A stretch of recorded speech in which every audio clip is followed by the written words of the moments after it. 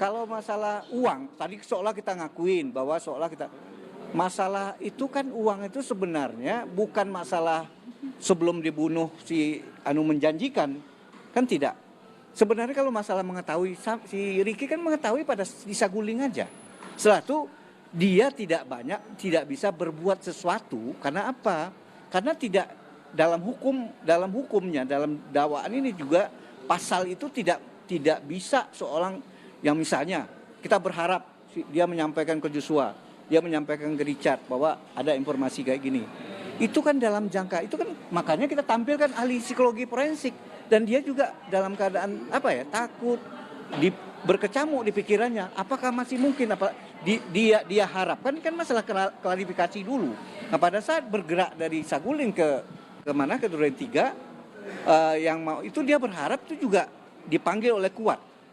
Joshua dipanggil, itu harapannya kan untuk klarifikasi yang disampaikan oleh Sambo itu, dan berharap tidak akan, apakah itu salah? Undang-undangnya jelas menyatakan pasal 338 kayak pasal 340 kayak pasal yang 55 itu kayak menyatakan pertama ada niat. Punya niat nggak sih? Dengan penolakan secara halus kan nggak berniat. Kemudian ada nggak dia niat berencana? Dengan dia tidak sepakat menolak, berarti dia tidak sepakat untuk membunuh. Berarti tidak ada unsur kesengajaan. Yang kemudian apa yang dilakukan oleh si Ricky untuk sampai si Joshua terbunuh? Ada nggak benar-benar itu kan di luar dugaan dia dipanggil, dia ikut, masa dia nggak ikut? Mungkin karena ada kejadian klarifikasi di Magelang, ya kan pasti ikut dia. Nah, atau nggak ada kewajiban, bukan nggak ada kewajiban, boleh dia kalau dia memang mentalnya kuat, siapapun nyampaikan. Dan dia juga berpikir secara psikologis, dia menyampaikan itu bisa menjadi rumit. Terjadi sama Joshua ribut di bawah satu Richard, apa yang terjadi? Rumit, malah dia yang dimarahin si nanti, bisa-bisa dia yang ditembak atau kesalnya Sambo kan. Oh, kok gua belum buka, belum kok lu udah begitu.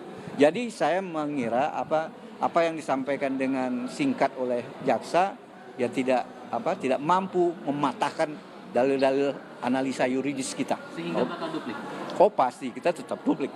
Dengan pertahanannya adalah? Ya berarti kita mempertahankan. Pertama menolak isi replik dia. Ya tentunya akhirnya menyimpulkan lagi berdasarkan fakta-fakta kita simpulkan lagi. Misalnya yang kita pakai, ya kami akan bantu nanti pers juga akan kita buat untuk duplik ini, kesimpulan itu akan kita bagikan nanti supaya lebih jadi karena kemarin di pledoi kan terlalu banyak ya. Jadi kalau duplik kita akan bagikan termasuk metrik itu. Jadi kita pakai teratur ini didukung oleh saksi ini, didukung oleh saksi ini. Fakta persidangan itu kita tampilkan setiap ditolakkan. Yang penolakan itu misalnya masalah tidak ada pengamanan senjata, bukan dengan maksud seolah-olah sudah berencana. Karena dia tahunya kan baru di Saguling. Yang kedua, masalah senjata di mobil. Masalah senjata pengaman itu juga udah disampaikan ke Joshua. Di mobil udah disampaikan oleh Joshua. Karena dia nggak mengetahui Joshua kenapa ikut ke dia. Karena mobil itu berangkat ke situ. Semua ada dukungan, bukti, dan saksi yang akan kita tampilkan. Di dalam, makanya di duplik kita ambil simpulannya gitu. Jadi itu kira-kira menurut saya itu jaksa tidak bisa mematahkan. Kalau dia bilang kita tersesat, silahkan sama-sama kita kalau saya menganggap bukan tersesat dia aja. Kita unsur-unsur dari dakwaan ya menurut kita apalagi unsur-unsur perbuatan 55 itu kan dia dianggap turut serta. Di turut serta itu harus dia juga berbuat, misalnya tadi kan dibilang senjata Joshua itu dipakai oleh Sambo. Karena kan mungkin Eliezer yang membuka kan. Itu ada di senjata tuh. Awalnya udah diamankan ini gara-gara ini. Tapi kan masa kesalahan itu dilimpahkan ke ini. Tapi oke lah. Prejudice atau perkiraan jaksa, tapi sekarang kita menghimbau. Jadi menghindari peradilan sesat ini bukan hanya masalah jaksa, kepada PH, kepada penuntut umum maupun hakim. Sekarang terpulang kepada majelis hakim.